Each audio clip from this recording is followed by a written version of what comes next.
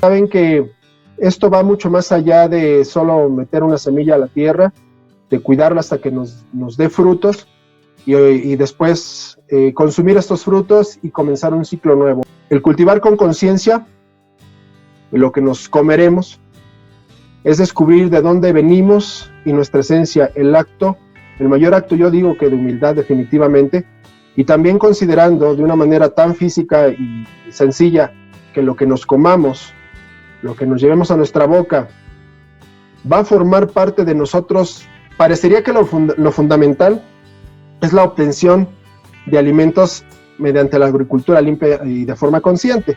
La parte espiritual, la parte de conexión, la parte de entendimiento, la parte de estar ahí haciendo conscientemente lo que hacemos en la tierra, sí es para la obtención de alimentos, pero también para nuestro camino. La intuición, esta palabra tiene que ver mucho con el autoconocimiento y con la sabiduría que podemos adquirir al estar presentes, conscientes, atentos. Esta intuición es algo que simplemente sabes y no sabes cómo lo sabes, pero que está muy ligado a la parte fundamental. Es descubrir una manera amorosa, de gran contemplación, de gestionar y acompañar cultivos. Cuando empiezas a conectarte y hacer este trabajo porque realmente te interesa compartir no nada más nuestros frutos, también nuestra filosofía, la forma en la que hacemos las cosas, empezar a compartir simplemente una sonrisa, empezar a compartir una alegría de obtener un alimento, empezar a compartir la felicidad de que se ve bonita esta parte, de que está lleno de plantas, de que está lleno de vida, ¿no? Que tus hijos están consumiendo esos alimentos, todo eso se comparte, se contagia, se pega y es parte de este, no le llamo trabajo, sino de este estilo de vida. Una persona que realmente se conecta, que ve esto como algo realmente sagrado, lo vería así, fascinante, de colores, un mundo maravilloso, ¿no? En tranquilidad, en paz, en armonía, ¿no? En respeto, por supuesto, así lo vería. ¿En manos de quién está nuestra alimentación? Esto es sumamente valiosa esta frase, porque a mí es la frase que me ha movido en parte, obviamente no todo, pero en parte me ha movido una buena parte y por lo que inició realmente todo esto, ¿no? De la siembra de nuestros propios alimentos. Quien no se encarga de su alimento, quien no se encarga de sus pensamientos, de sus acciones, siempre, siempre, siempre será esclavo de otro. Y el alimento tiene que ver con nuestros pensamientos. Si nos alimentamos mal, pensamos mal.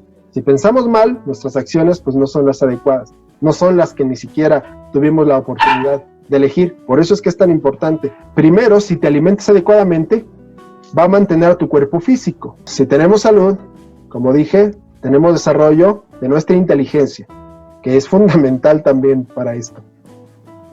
Si esto va bien, entonces empezamos a un autoconocimiento, conocimiento de nuestra interioridad. Ya no vamos más hacia afuera, empezamos a ir al revés, a ir hacia adentro, que es lo que realmente nos sucede cuando nos conectamos con estos procesos.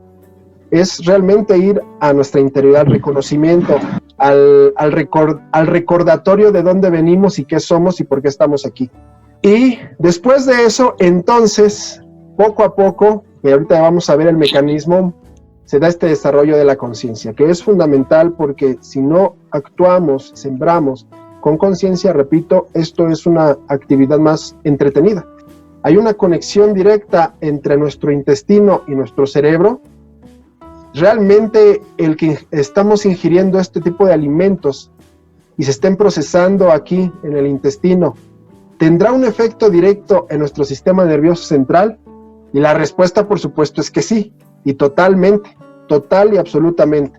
Hay canales directos del intestino, sobre todo el intestino grueso, que están conectados con nuestro sistema nervioso central. Esta glandulita que pongo aquí en el circulito es la glándula pineal.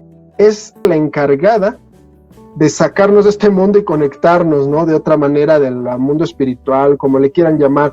Secreta principalmente melatonina, que es un derivado de la serotonina y que hace esta regulación de los biorritmos de sueño, vigilia del cuerpo, de incluso estados previos al sueño profundo.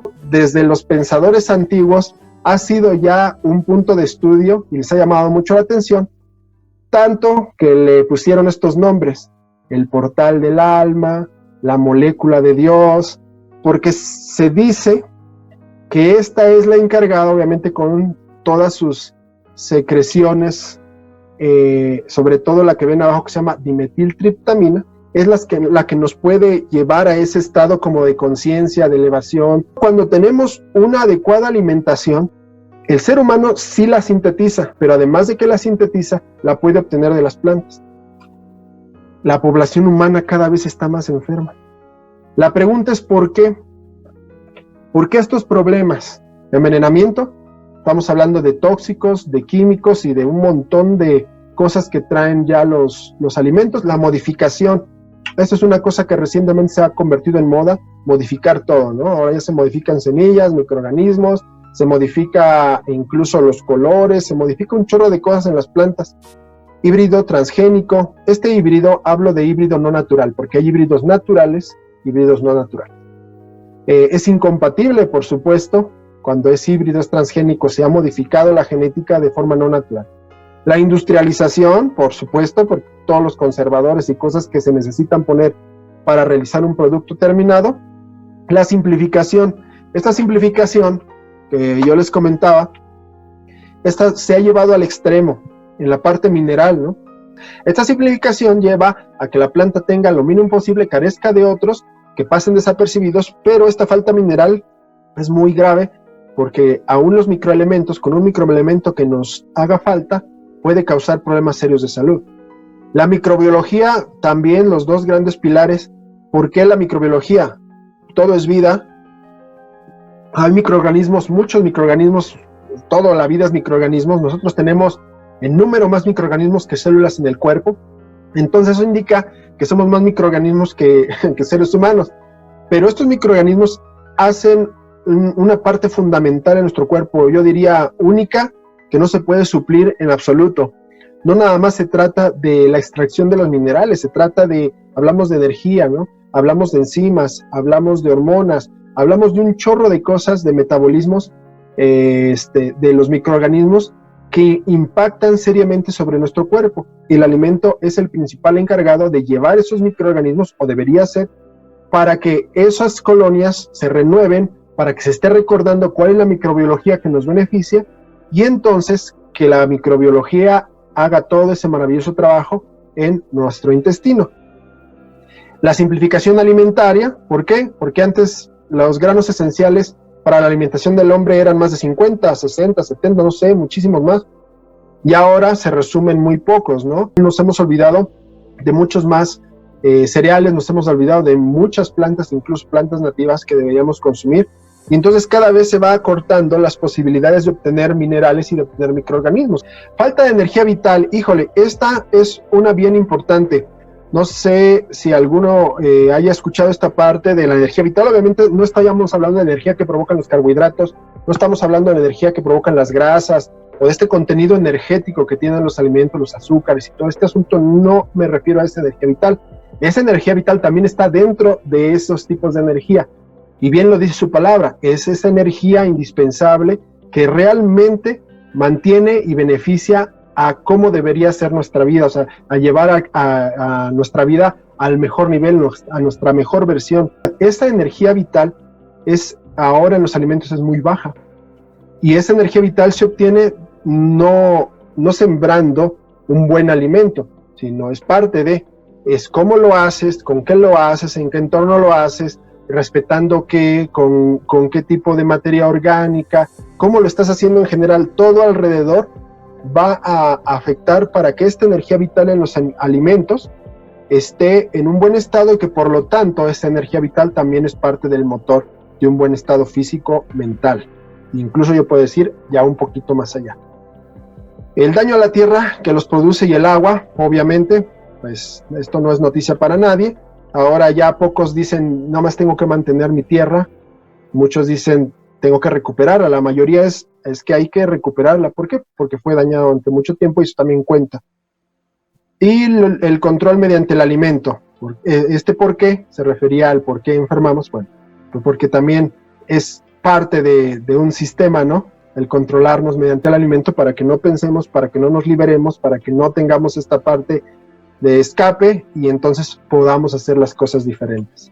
Este cultivar debe ser armónico. Esta palabra yo la manejo mucho y ustedes ojalá que también se enamoren de esta palabra, porque armónico engloba todo. Al decir equilibrio no lo engloba, porque el equilibrio subjetivo es como la belleza, ¿no? Pero la armonía, creo que no hay otro significado de armónico, ¿no? Todo en su lugar, todo como debe ser, todo como pueda fluir de la mejor manera, armónico. Cuando empiezas realmente a utilizar esto, a actuar a favor, a conectarte, a hacerlo poquitito, porque no voy a decir que lo podemos hacer como la naturaleza, poquitito como lo hace ella, siguiendo ciertas reglas importantes, entonces empiezas a aumentar la armonía en tus cultivos y los problemas por sí mismos empiezan a disminuir. Obviamente, esto debe ser desde la comprensión y la profundidad de lo fundamental y sagrado que es esta actividad. Entonces ya creo que ya no les queda duda que definitivamente hay algo de espiritualidad al sembrar, por supuesto. Pase lo que pase, mientras realmente estés en este trabajo y lo hagas por la cosa fundamental del ser humano de conseguir y encargarte de tu alimentación con todo respeto, eso te va a llevar inmediatamente a esta parte, ¿no? El cuerpo reconoce y la tierra te reconoce, el cuerpo reconoce a la tierra y la tierra te reconoce a ti. ¿Cuál es el origen? ¿De dónde vienes? Incluso me atreví a decir, y así lo creo, que cuando tú ya estás íntimamente relacionado, increíblemente y mágicamente, por medio de desconocidos que yo no les puedo explicar, te da lo que realmente necesitas. Empieza, y más si dejas de que se exprese la naturaleza normal, la que sale en el lugar, te da lo que necesita, ¿no? Y tú empiezas a conectarte y entonces empiezas a actuar a favor de esa tierra, de lo que necesita la vida, pero realmente se necesita estar compenetrado con el proceso, generar armonía. Sembrar con conciencia es la esencia de la vida y la acción más amorosa de agradecimiento y honra que puede tener el ser humano.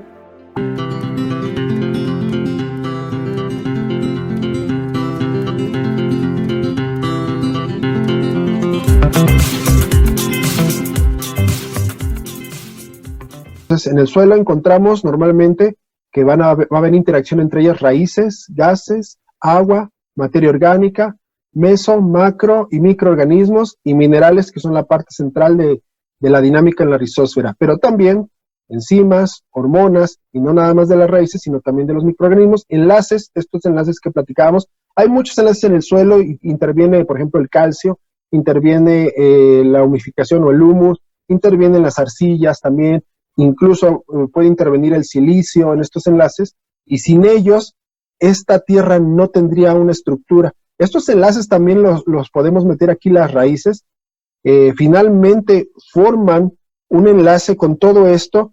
Cuando ustedes sacan una planta, se han dado cuenta cómo se viene con un bloque de tierra, cuando obviamente el suelo está con buena estructura. Entonces también podemos meter a la tierra como un sostén, ¿no? No nada más este tipo de enlaces que estoy yo comunicando. Que estos azúcares se pueden encontrar en la materia orgánica, por supuesto, los extraen también los microorganismos y se alimentan de esos azúcares, pero también las raíces es parte del pago que le dan a los microorganismos por la ayuda que le dan a poner en disposición los minerales desde el suelo, y la raíz los baja desde los productos de la fotosíntesis para su cuerpo, obviamente, de la planta, pero también van a las raíces, y estas es como un premio, ¿no? Para los microorganismos les da de comer con azúcares, y esta es la función principal en la materia orgánica y desde las raíces.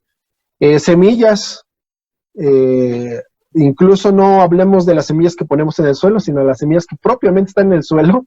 Hay miles de semillas. Si tomáramos un centímetro cuadrado de tierra, veríamos cientos de semillas en ese pequeño espacio, al menos en una tierra sana, a eso me refiero, ¿no? En una tierra sana. Entonces, estas semillas también forman parte, pero también en las que ponemos en el suelo, porque finalmente desde el momento que las metemos para la germinación, en el momento exacto en la que se inhibe la dormancia, que es la inhibición de la dormancia, es cuando la semilla se ve estimulada por los factores que necesita a la germinación. En el momento que se da esa germinación, esa apertura, si le podemos llamar así, se da una segregación tan hermosa de un montón de sustancias. Ustedes ya conocen seguramente las llamadas auxinas, hilberinas, que ustedes las pueden checar en internet, muy sencillo, que son las que primordialmente se producen, y entonces estimula al desarrollo de la raíz y se estimula el desarrollo del crecimiento vegetativo. Pero desde el momento en el que se da esa información, los microorganismos ya están listos para actuar, para ponerse a disposición y decir como, ¿qué necesitas? ¿No? Aquí estamos, aquí están los minerales, aquí están los hongos, aquí están las bacterias, etcétera. ¿Qué necesitas? Y entonces la planta empieza a dar inmediatamente señales y entonces se unen y ayudan a los microorganismos, a la planta a empezar a desarrollarse desde el mismo suelo, o sea, incluso sin que todavía la planta se vea el germinado sobre la tierra. Energía vital, bueno, pues la vez pasada creo que dije algo de la energía vital. Obviamente esta energía, estamos hablando no de los carbohidratos, azúcares y todo, estamos hablando de una energía fundamental de la vida, del por qué la vida se da. Si hay energía vital es porque hay vida, ¿no? Entonces, esta energía vital obviamente es indispensable para que una planta o un organismo pueda vivir y vivir adecuadamente y obtener una dinámica adecuada, sobre todo aquí en el suelo. Entonces, esta energía vital se encuentra también en el suelo, se encuentra en las moléculas de humificación, se encuentra en la materia orgánica, se encuentra en la misma arcilla, tierra, engloba esta energía vital. Es como si le pusiéramos corriente eléctrica al suelo, si lo puedo yo decir así o resumir así, que no es una energía de carbohidratos ni de azúcares, ¿no? Es una energía que simplemente va a fomentar y va a dar este milagro que llamamos el milagro de la vida. Coloides, por supuesto, el agua en las raíces, el agua en los microorganismos, en los organismos más grandes, no está en estado completamente líquido, ustedes lo saben, y este estado de coloide del agua, pues es fundamental para que no nada más los nutrientes fluyan y todo lo que tiene que suceder, sino que este coloide tiene información extremadamente valiosa. Entonces, y tengo que mencionar, ahí si vieron en la diapositiva, el misterio. Todo está englobado en el misterio. ¿Por qué pongo esto de misterio? Si lo ven, en amarillo, ahí está el misterio. ¿Por qué? Porque la verdad es que, como dicen, ¿no? Que el ser humano ocupa el 1% de su cerebro para todo lo que hacemos. Tal vez algunos un poquito más que otros, pero en el suelo igual conocemos así, de la misma manera. El 1% yo creo de todos los procesos y cosas que suceden realmente ahí abajo. A veces quererlas explicar es un poquito soberbio, pero bueno, ya cuando dando una pequeña base ya ustedes tendrán la oportunidad de conectarse ahí con lo que están haciendo y seguramente observar y contemplar y tener más información. Aquí los junté para que ustedes ya están, los dos diapositivas que tenían bolitas ya están unidas acá. Y este ejemplo se los hago para que se den cuenta, por ejemplo, si esta bolita verde, de donde salen todas las líneas rojas, fueran microorganismos nada más, ¿cómo se relaciona con todas las demás círculos de los que hemos estado hablando? Y se relaciona con ellos, por supuesto, todos. No puede dejar de relacionarse con las enzimas, ni con los minerales, ni con las hormonas, ni las raíces, gases, enlaces, agua, materia orgánica, azúcar, energía vital, molécula de humus, humificación, semilla y coloides. No hay más. Todo está total y absolutamente relacionado. No hay una cosa que no se una con otra de alguna manera, ¿no? Por ejemplo, me dirían, bueno, ¿cómo el humus está relacionado con los microorganismos? Pues básicamente los hongos son encargados en su mayoría de realizar esta molécula del llamado humus, por ejemplo. Entonces, obviamente están completamente relacionados. Y este humus está completamente relacionado, por ejemplo, con las raíces, por supuesto. Está relacionado con la energía vital. Entonces, esto se los puse para que vean que una sola cosa de las que hemos estado hablando, cómo puede relacionarse con todo. ¿Qué pasaría ahora si cada una de estas bolitas, de estos elementos que interaccionan debajo, lo uniéramos y pudiéramos poner en pantalla algo que nos indique cómo se relacionan todas estas cosas en el suelo? Esto sería así. Exactamente así. O sea, y bueno, yo me quedé tal vez, obviamente, muy corto, ¿no? Pero realmente esto es una interacción debajo del suelo de todos estos elementos. Conforme vayamos retirando líneas, que es lo que nos sucede cuando no hacemos un trabajo lo más, podemos decir así, lo de menos impacto posible, vamos retirando líneas, vamos retirando, que eso ahorita lo vamos a ver un poquito más adelante, y entonces empiezan a dejar de funcionar, si bien habrá cosas que si no están algunas, todavía funcione más o menos bien, y si no hay otras, todavía funciona bien. Esto es lo que yo les mencionaba. ¿Qué pasa con un suelo que tiene poca integración? Estamos hablando, estas líneas ya están diciendo, ejemplificando integración. ¿Qué es integración? Que todo funcione de la mejor manera como funciona en la naturaleza. Que cada una de estas bolitas se relacione con todas las demás, cada una de ellas. Entonces, aquí si vieron, quité más o menos la mitad de las líneas que estaban en la anterior. Y esto es el claro ejemplo de un promedio, una tierra promedio en donde queremos cultivar. Ajá. Y entonces empiezan arriba, obviamente, los problemas, no nos salen bien los cultivos, algo no funciona adecuadamente, las plagas nos llegan, y la pregunta siempre cuando sucede esto es, ¿qué le he hecho? Esa es la pregunta siempre, ¿qué le he hecho? Y no hablo nada más de contra plagas, sino a lo mejor están refiriendo al suelo, cómo lo nutro, qué hago, cómo mejoro esta parte de integración, cómo mejoro estas relaciones abajo, cómo proveo las condiciones para que esto se dé en nuestro suelo o en nuestra maceta. Ojo, en la maceta es más complicado, para aquellos que siembran en maceta, mis respetos, porque hay que hacer un doble esfuerzo. La tierra por sí misma nos ayuda, cuando es tierra firme, si lo podemos llamar así, pero ya cuando sembramos en macetas, nosotros tenemos que crear todo el horizonte cultivable y fomentar o tratar de llevar ahí abajo la mayor cantidad de integración de todos estos elementos, y eso ya se empieza a complicar, ya se empieza a antojar más difícil, no imposible, pero la realidad es que nunca jamás en las macetas será como en la tierra. Entonces las macetas te dan buenos resultados, si hacemos bien las cosas,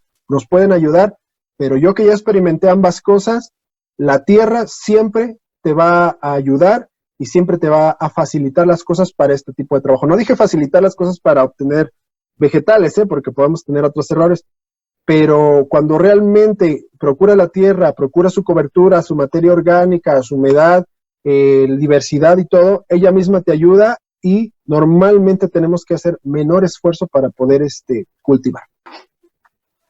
Ahora, voy a rápidamente explicar cómo yo concibo y cómo es que he visto que se da la interacción más común y la cual muchos incluso se preguntan o muchos incluso no están seguros de realmente cómo sucede esta parte cuando empezamos a cultivar la tierra.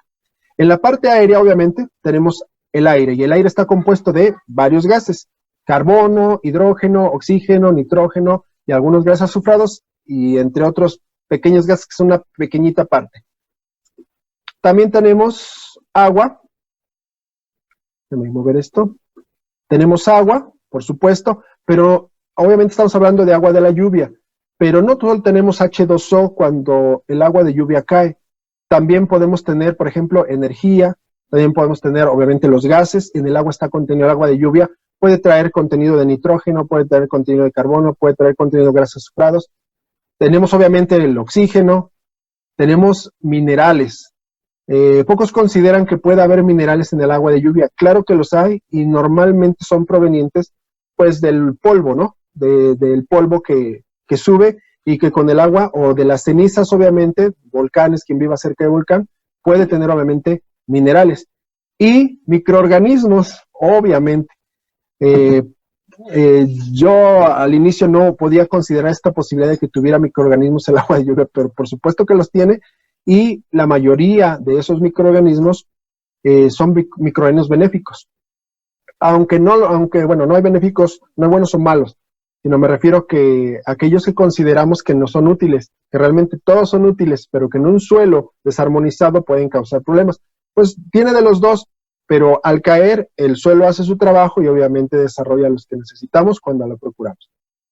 Y obviamente acá la materia orgánica, y en la materia orgánica, sobre la materia orgánica también, al igual que el agua, tenemos microorganismos. Estos microorganismos protegen en muchas de las ocasiones a las plantas, en la parte aérea, en la parte de sus hojas, cuando quieren ser atacadas por otro microorganismo, es como los microorganismos de nuestra piel, nos protegen también de otras infecciones, porque si no los tuviéramos, entonces fácilmente pudieran atacarnos algunos hongos, bacterias o incluso parásitos. Bueno, entonces, el aire obviamente tiene que penetrar. ¿Por qué la Tierra es esponjosa? ¿Por qué promovemos que haya una Tierra con estructura? No demasiada esponjosidad, porque demasiada esponjosidad oxida demasiado, entra mucho aire y puede haber un exceso de oxidación y eso tampoco es tan bueno. Entonces, no hay un parámetro para decir cuál es la estructura ideal, ¿no? Qué tan apretada, qué tan suelta debe estar. No la hay, realmente no lo hay. Pero basta con, si alguien ha ido al bosque, se puede dar una idea, ¿no? De cómo se da esa estructura. No es ni muy suelta, pero tampoco es apretada. Entonces, en un suelo que tiene una mediana estructura, estos gases son indispensables y tienen que penetrar. ¿Por qué? Porque el carbono también lo utilizan los microorganismos, el hidrógeno también lo utilizan, el nitrógeno, el oxígeno y algunos otros. Todo esto, en mayor o menor medida, es utilizado aquí abajo, principalmente por los microorganismos. En la parte aérea, por supuesto que también la planta los aprovecha. Yo alguna vez decía, ¿quién fertiliza o biofertiliza o fertiliza en la parte aérea a las plantas de manera natural? Pues la lluvia, ¿no? La lluvia llevando todos los elementos que ya les comenté, sobre todo el nitrógeno que sí se puede absorber vía foliar, lo lleva mediante el agua, se deposita en las hojas y mediante sus poros la puede absorber. Una buena parte de este aire puede fijarse, o nitrógeno sobre todo, algunos de estos gases ustedes saben que se pueden convertir en cierta manera como en sólidos, entonces se pueden fijar aquí en el suelo. Al fijarse en el suelo no son utilizables, ¿no? Entonces se puede utilizar por las plantas en la parte aérea, se puede quedar fijo en el suelo o es aprovechado, que este es el mejor de los usos del aire dentro del suelo, micro, meso, macroorganismos. Todos estos utilizan ese aire y es indispensable. Y las lombrices y todos los animalitos que penetran hacen su trabajo para que también haya vías de acceso de este aire y pueda llegar hasta allá abajo. Los microorganismos, el nitrógeno es indispensable porque es un estimulante de la síntesis proteica, por ejemplo. Utilizan carbono también, la materia orgánica misma tiene carbono y están trabajando sobre ella, pero esa fuerza, cuando tenemos un suelo apretado, entonces no penetra la cantidad adecuada de gases y empiezan los problemas. No hay buen desarrollo de microbiología, las raíces no se desarrollan, no hay buena oxigenación, la materia orgánica se queda pausada, no hay un buen proceso de la materia orgánica, etcétera, etcétera. Bueno, ahora las raíces, estábamos hablando del aire. Las raíces de las plantas, aquí ejemplifiqué un pastito arriba, pero si tuviéramos aquí raíces, ¿qué es lo que proveen principalmente a la parte de abajo? Pues obviamente hueco, abren, mullen naturalmente, por supuesto el suelo, pero proveen también, por ejemplo, azúcares, lo que ya habíamos dicho, proveen estimulantes, estas sustancias son estas hormonas que hacen que los microorganismos sean atraídos y tengan un buen trabajo. Tengo por ahí un video que publiqué de la vida bajo las raíces, y es interesante cómo no nada más los microorganismos, los mesoorganismos y los macroorganismos se conjugan debajo, por ejemplo, en una pila de estiércol, para lograr que una planta pueda enraizar, por ejemplo, un chilacayote, una calabaza, sobre el estiércol. Le generan las condiciones, es increíble cómo transforman la materia orgánica de forma muy rápida para darle oportunidad a que las raíces penetren y a la vez se vean beneficiados los organismos ahí como protección o con alimento o con estimulación, porque también los estimulan para que se reproduzca, por supuesto. Y también depresores. Aquí es importante porque no nada más la raíz dice lo que quiere, sino también lo que no quiere. Y ante ciertas sustancias no hay un desarrollo de ciertos microorganismos que no necesita. Entonces, estimula también, pero a la vez deprime de acuerdo a las necesidades que la planta tiene. Esto parece muy sencillo, pero realmente se podrían hacer libros y libros de es solo esta interacción que hay entre raíces y microorganismos. Bueno, ahora, este pasto, aquí lo ejemplifiqué una hojita, que es materia orgánica, va a proveer a la tierra, ¿qué? Minerales, por supuesto, cuando muere y se deposita y se va descomponiendo, por supuesto que va a haber minerales, va a haber carbono, hidrógeno, carbono pues en la estructura de las plantas, el hidrógeno pues por varias vías, en la misma materia orgánica, pero sobre todo los gases que penetran, y también la molécula de agua, etcétera, oxígeno, nitrógeno. El nitrógeno, aunque la planta muera y quede seca y se deposita en la superficie, no quiere decir que no tenga nitrógeno. Obviamente los verdes tienen más nitrógeno, este abono que le llaman verdes, es depositar más cantidad de nitrógeno al cortar la planta verde. Pero en la naturaleza no se corta planta verde, la naturaleza lo tira seco cuando se muere. Y lleva más carbono, sí, pero también nitrógeno, y también es fuente de alimento para los microorganismos.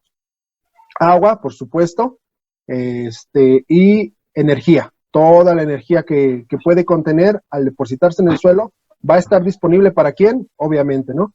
Para yo podría decir así, los protagonistas de todo este movimiento que son sobre todo los microorganismos. Bueno, ahora de abajo, ya hablamos de arriba hacia abajo.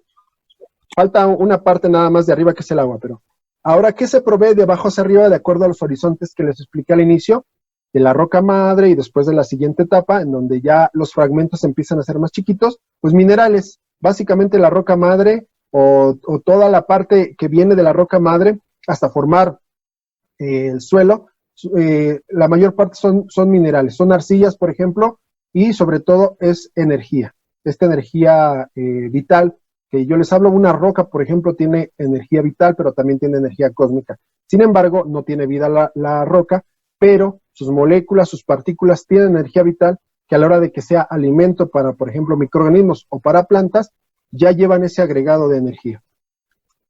Ahora el agua, pues también penetra, obviamente, habiendo buena porosidad, sin exceso de porosidad, porque si hay exceso de porosidad, se lava, en lugar de ayudar, empeora.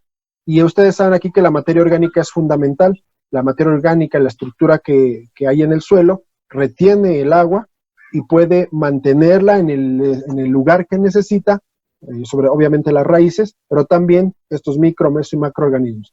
Entonces, puede mantenerse aquí en el suelo, si hay buena materia orgánica, y escurrir un poco cuando no se necesita o el exceso de agua, se va aquí como lo podemos ver, o es utilizada obviamente por las plantas cuando hay una buena cantidad de agua que las deja respirar, ojo, porque uno de los errores más importantes es cuando sobreregamos o cuando hay mucha lluvia, que nuestras plantas empiezan a poner amarillas, ahí ya no funciona el agua, ya es un factor en contra, no a favor, pero con buenas condiciones la planta obtiene muchos elementos de ahí, y obviamente los micro y meso y macroorganismos. Sin agua, pues estos no podrían vivir. Las raíces, como ya lo comentamos, y estos micro, aquí está lo interesante ahora, cuando ya han tenido todo esto que proviene de arriba, de la materia orgánica de las plantas, cuando han tenido lo que tienen de abajo, estos minerales, arcilla, energía, cuando tienen estos gases contenidos en buena cantidad en la rizósfera, entonces ellos trabajan todo eso y entonces tenemos todas las sustancias que puedan ofrecer, digamos que el producto de su trabajo es todas estas sustancias que pueden ofrecer a las raíces, por supuesto, los minerales, carbono, hidrógeno, oxígeno, nitrógeno, todas las hormonas, todas las sustancias, estimulantes, etcétera, pero también esta parte que poco se habla, que es la humificación de la materia. Son los encargados, digamos que esos son sus dos principales trabajos de los microorganismos. Entonces, realizan la humificación, que bueno, eso se va a hacer, es un tema también muy aparte, no recuerdo creo que sí lo vamos a mencionar más adelante, pero es una molécula básicamente que mantiene seguros nutrientes, que encierra, engloba y atrapa nutrientes a manera de reserva, que quiero decir, no son fácilmente utilizables, pero se pueden utilizar cuando hay señales de que por alguna crisis, alguna eventualidad, hay poco alimento, entonces este humus puede resurgir y pueden alimentarse perfectamente las plantas. De hecho, digamos que en un suelo sano, su mayor reserva energética y de nutrientes es el humus, la humificación. Sí, pero la idea es que no se tenga que utilizar, porque si utiliza es porque no tenemos alimento primordial arriba y se tiene que estar utilizando esta reserva. Bueno, pero el humus obviamente se queda principalmente ahí como reserva, pero también, lo que ya decíamos, se une a minerales, se une a arcillas, y con esta energía forma estos enlaces que van a formar la estructura, la unión de esta tierra como una entidad viva, ¿no? Enlaces, ahí los tenemos. Y bueno, pues finalmente estos dos productos del trabajo de los microorganismos están a disposición, obviamente, de las semillas que están a punto de germinar y, por supuesto, de toda la alimentación de las raíces. Y realmente es interesante saber que las plantas se nutren de inorgánico. Cuando decimos vamos a nutrir el suelo, vamos a poner materia orgánica, composta, lombricomposta para alimentar a la tierra, a las plantas, decimos, ¿no? Vamos a abonar nuestras plantas. La realidad es que no estamos abonando a las plantas, porque las plantas no consumen materia orgánica, no consumen algo orgánico, consumen inorgánico, minerales. Entonces realmente lo que estamos haciendo al poner el abono es alimentar a los microorganismos. Ajá, darles de comer a los microorganismos, proveer estructura en la tierra, provocar que haya reservas gracias a la humificación, etcétera, pero no, las plantas no se alimentan de eso. De hecho, los microorganismos, siendo estrictos, tampoco se alimentan de eso. No se alimentan de materia orgánica. Extraen los minerales de la materia orgánica con los que realmente se va a alimentar.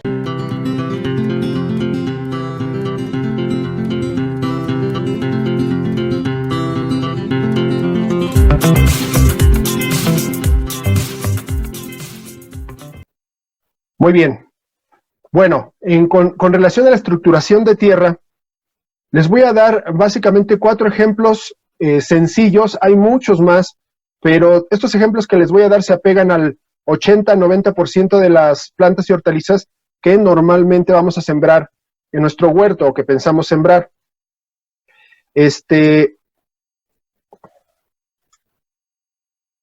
Lo más básico de lo básico, yo siempre, y les vuelvo a reiterar esto, no se compliquen de inicio, siempre empiecen de lo más sencillo y de ahí partan hacia arriba, siempre. Entonces, hablábamos de sustrato la vez pasada y alguien preguntó porcentajes. Bueno, aquí directamente se los comento. Lo más sencillo es que pongamos 2/3 de tierra de hojas. A algunos no tendrán tierra de hojas, pero a lo que me refiero con tierra de hojas es esa tierra que ya tiene ese estructurante involucrado que se amontonó y se unificó y estuvo, podríamos decirlo así, compostándose un tiempo. Esta mezcla que puede ser pinocha, puede ser hojas, puede ser viruta, podría ser, ¿qué más? Turba, podría ser cualquier resto vegetal ligeramente carbonoso que permanezca en la tierra, que no se deshaga tan rápido. Y esta mezcla de tierra con solo esas hojas sin implicar ningún abono, es a lo que yo llamo, bueno, le llamaríamos como tierra de hojas. Ya trae la mitad de tierra y la mitad de estructurante. Las hojas a mí me encantan, por eso le pongo tierra de hojas. Para mí fue el mejor sustrato cuando yo sembré en otro lado que no era en la tierra directa. A estos 2/3 solo se le va a sumar 1/3 del abono que ustedes tengan. Ojo, si es un abono procesado, pues excelente. Si es un abono que no está tan procesado, estiércoles maduros, semimaduros, crudos, incluso bokashis, entonces tienen que dejar reposar hasta cerca de 30 días en el caso de los semimaduros y bokashis, y en el caso del estiércol fresco, yo les recomiendo que no menos de 2 meses para poder sembrar, si ponen este tercio como abono. Entonces, esta es una fórmula general que parece hasta un poco absurda que la diga porque parece lógica, pero créanme, y se los voy a decir así sin temor, es la que mejor resultado me dio, es la que más resultado me dio, la más sencilla de preparar, la más barata de preparar, y la que a mi parecer da una muy buena estructura, y las hojas no sé qué tienen, pero lo he comprobado a lo largo del tiempo, les encantan a las lombrices, les encantan a los microorganismos, les encantan a los mesoorganismos, les encantan a las raíces, y es que en mi parecer pienso que su nivel de carbono es un nivel de carbono ideal. Una hoja tiene 80 partes de carbono por nitrógeno, eso lo hablaremos después en otro tema, pero a lo que me refiero es que es un material ni muy carbonoso, ni poco carbonoso que se deshaga rápidamente. Hay hojas incluso más gruesas que pueden permanecer más tiempo, entonces así de sencillo no necesitarían complicarse para nada la elaboración de un sustrato. Ahora, este que les voy a poner aquí es uno de los más comunes porque pues, la mayoría tiene como por separado las cosas, pero viene siendo casi lo mismo. Si toman los 2 primeros porcentajes, pues es los 2/3, ¿no? Tierra y estructurante. Pero habrá quien diga, bueno, yo no tengo tierra de hojas, y no la voy a hacer, ¿no? Pero tengo perlita. Bueno, pues entonces pones tu mitad de tierra y tu mitad de estructurante, o sea, la tercera parte de tierra, la tercera parte de estructurante, para hacer 2/3, y listo. Tienes vermiculita, pues es el estructurante. Tienes peat moss, todo esto que ya hablamos la clase pasada como estructurantes, aquí es donde entran, y entonces es lo mismo si se dan cuenta, pero la mayoría a veces lo tiene por separado. Y obviamente lo mismo que lo anterior, la tercera parte de abono. Aquí como las partes están más separadas, en la anterior ya tuvo un proceso junto la hojarasca con la tierra, pero aquí no. Entonces, el anterior, yo les sugiero que lo dejen reposando, mojado, en quieto, en paz, tapado para que no le den rayos solares y mantengan la humedad, mínimo una semana, 12 días, y para aquellos que tengan tiempo, 15 días. En donde vamos a integrar todo por separado, el mínimo tiempo que yo les aconsejaría que se quedara quieto, húmedo y tapado, serían 15 días.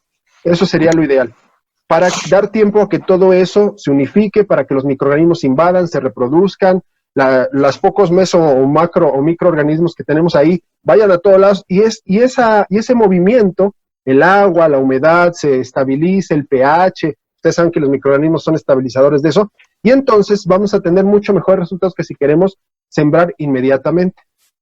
Ahora, la segunda, que ya no es tan común, pero que se puede aplicar, es esta. Para aquellos que puede ser que tengan pocos materiales estructurantes y abono, esta es una fórmula ideal. También sirve para aquellas plantas que no requieren un sustrato muy esponjoso, porque hay plantas que requieren muy esponjoso, como el anterior de 30-30-30, por ejemplo, las frutillas o la fresa, la mayoría de las raíces les encanta ese 30-30-30, o tierra de hojas tierra de hojas y abono, que es 60 y 30, eso queda muy esponjoso. Realmente es una tierra bastante esponjosa y le gustan este tipo de hortalizas. Todas las raíces les encanta, por ejemplo, los tomates y todo esto les fascina ese tipo de tierra, pero esta ya tiene 50% de tierra. Esto la hace un poquito más pesada, un poquitito más apretada, y digo un poquitito porque tampoco queda apretada, y es 50% de tierra, 25% del estructurante que tengan. Obviamente aquí, si hablamos de tierra de hojas, ya no aplica, porque a menos de que tengan una tierra de hojas en donde haya más tierra que hojas y no 50 y 50, entonces podría aplicar aquí como los primeros dos, o sea, el 75%. Y si no, 50 de tierra, 25 del estructurante que tengan y 25 del abono. Siempre se prefiere que el estructurante, de preferencia, que el estructurante sea vegetal. La perlita, la vermiculita, pueden ser un coadyuvante, yo no los promuevo mucho, pero más bien cualquier resto carbonoso, cualquier resto vegetal seco, precompostado o que ya esté negruzco, es el mejor estructurante que puede haber.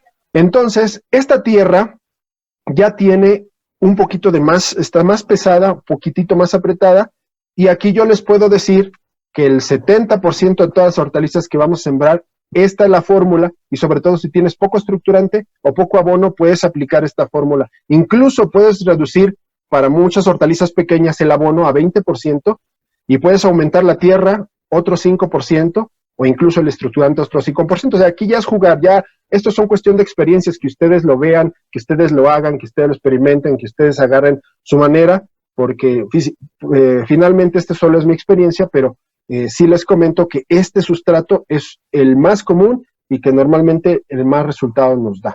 Y por último, en donde ya ven, tienen 60% de tierra, 20 de estructurante y 20 de abono. Esto lo hace todavía más pesado. Aún no es apretado, pero ya si lo descuidamos incluso un poco, se empieza a apretar. Y hay hortalizas que les encanta este sustrato. También para quien no tenga mucho estructurante o abono, pues puede aplicar esta. Incluso puede aumentar un poco más la tierra y reducir el estructurante.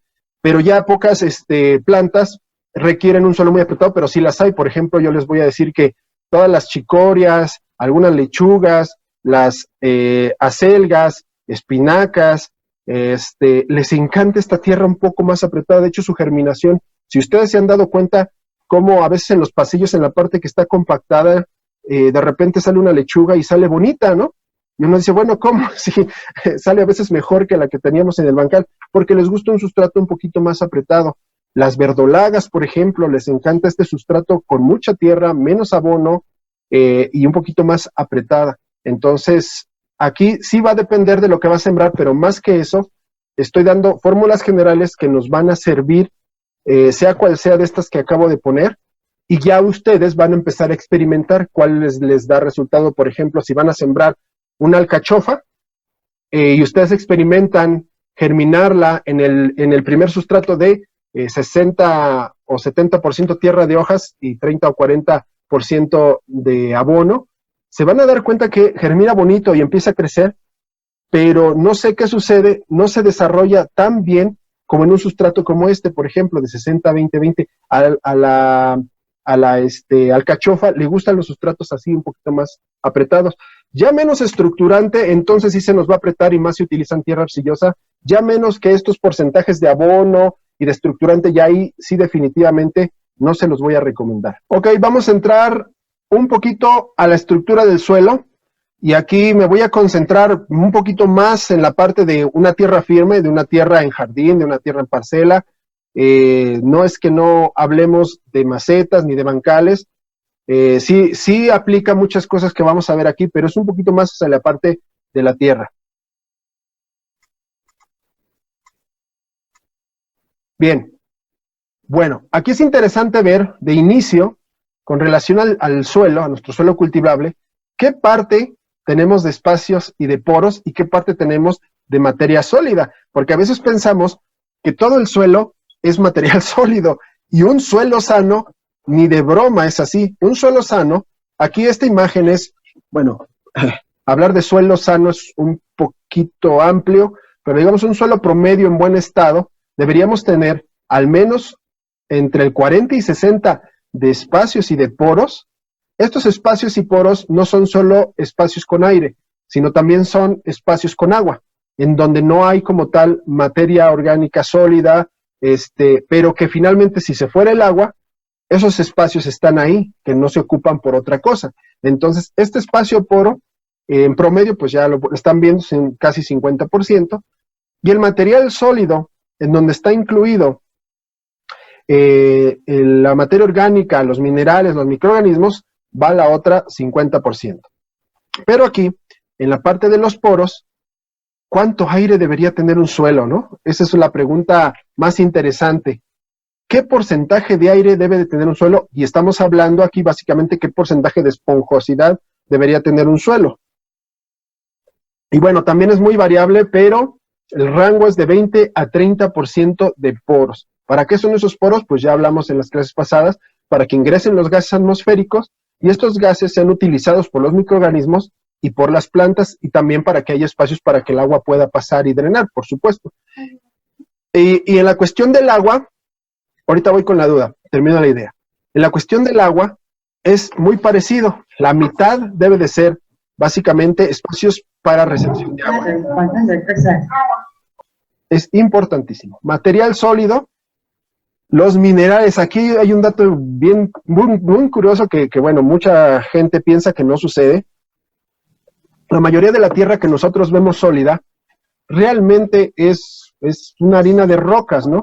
Harina de rocas combinada con materia orgánica y microorganismos. Pero en su mayoría son minerales los que tenemos. Por eso es que yo, cuando insisto en que vamos a hacer un abono, es importante la tierra, porque la tierra no nada más nos va a dar microorganismos, también nos va a dar estos minerales y por supuesto su materia orgánica. Y es indispensable para esta activación de todo el compostaje o toda esta activación dentro de los sustratos que vamos a integrar. Entonces 45 de minerales es un chorro la cantidad de minerales que tiene el suelo, y cuando vemos esto decimos, y es que cómo la gente pueda tener problemas de minerales, ¿no? Y tiene que estar adicionando minerales al suelo para poder cosechar. Bueno, pues aquí ya después entraremos a un tema de si los minerales son disponibles o no, porque ahí está el tema importante. Los minerales están, la pregunta es por qué no están disponibles, por qué están fijos en el suelo, por qué no están libres y solubles para que la planta los pueda absorber. Y ahí está el detalle, y aquí está el detalle en el que yo me preguntaba antes, al ver aquí donde yo estoy, que desde chico he venido para acá y ver cómo llevan 30, 40 años cultivando maíz en un solo lugar. Y hasta la fecha, ahorita, veo los cultivos y digo, ¿se les da? Y la tierra les sigue dando, y mi pregunta era, ¿cómo puede ser que la tierra, después de tantos años de saqueo y de no meterle nada, les siga dando? Y cuando yo supe que tenía una cantidad de minerales importante. Yo decía, bueno, y entonces, ¿qué sucede? Eso ahorita lo vamos a hacer un poquito más adelante. ¿Por qué si teniendo los minerales ellos les tienen que estar incluso arrojando o poniendo extra para poderlos tener? Pues porque no hay un suelo armónico, y en un suelo armónico no se van a aprovechar estos minerales y vas a tener que ponerle solubilidad. Materia orgánica, aquí también es variable, hay suelos que tienen el 2, tienen el 5, tienen el 8, hay suelos que se habla que tienen mucho más, pero en promedio ese es el porcentaje de materia orgánica, y dentro de esa materia orgánica están los microorganismos, o sea, el 5.5% es materia orgánica, y aquí sí lo considero, ninguna gráfica considera esto porque lo mete en materia orgánica, pero yo sí les doy su lugar, y tenemos al menos un 0.5% de animales vivos, si lo podemos decir, microorganismos, mesoorganismos, macroorganismos, y forman parte de esta biomasa importante en el suelo, aunque no parezca. Si todos los microorganismos, mesoorganismos y macroorganismos del suelo los juntáramos y los pesáramos, nos daríamos cuenta de la cantidad tan grande de peso, bueno, relacionado con el 0.5% que tienen en el suelo. Bueno, aquí está un ejemplo claro de un suelo sano en promedio, y cómo se vería en su estructura. Los gases se ven de color blanco, aquí están las manchas blancas, los espacios de gases donde las raíces se van a desarrollar perfectamente. El sólido, que es toda esa tierra, minerales, materia orgánica, que es el que está como puntillado, y finalmente el líquido, que son los espacios rojos, el espacio que tiene que ocupar el agua.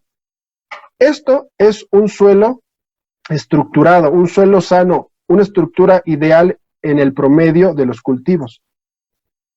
En esta aquí les hago ahora la comparación. A su izquierda tenemos la foto anterior, esa estructura buena, y a su derecha un suelo con poca estructura. Si ustedes lo aprecian, la diferencia pues es abismal.